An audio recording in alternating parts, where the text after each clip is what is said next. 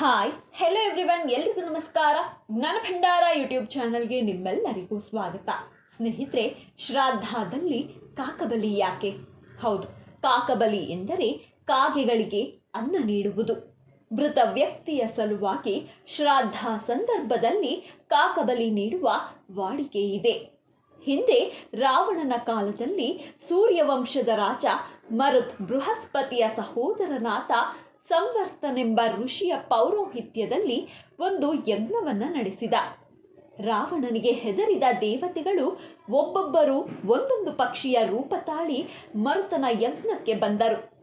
ದೇವೇಂದ್ರ ನವಿಲಿನ ರೂಪದಲ್ಲಿ, ಬ್ರಹ್ಮನು ಹಂಸ ರೂಪದಿಂದ, ಯಮನು ಕಾಗೆ ರೂಪದಿಂದ ಬಂದರು.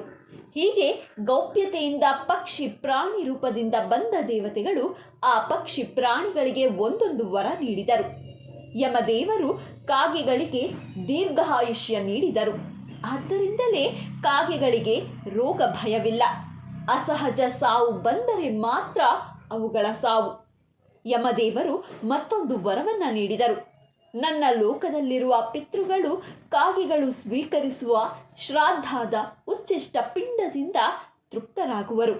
ಈ ಕಾರಣದಿಂದಲೇ ಕಾಕಬಲಿ ಮೂಲಕ ಪಿಂಡವನ್ನು ಇಡುತ್ತಾರೆ.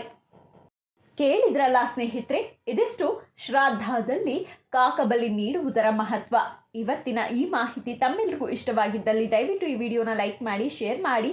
ಹಾಗೆ ಮತ್ತಷ್ಟು ಇಂಟ್ರೆಸ್ಟಿಂಗ್ ವಿಡಿಯೋಸ್ಗಳಿಗಾಗಿ ನಮ್ಮ ಚಾನಲನ್ನು ಸಬ್ಸ್ಕ್ರೈಬ್ ಆಗಿ ಪಕ್ಕದಲ್ಲಿ ಕಾಣುವ ಬೆಲ್ ಐಕಾನ್ನ ಕ್ಲಿಕ್ ಮಾಡಿ ಅಂತ ಹೇಳ್ತಾ, once again thank you guys. Take care. Bye.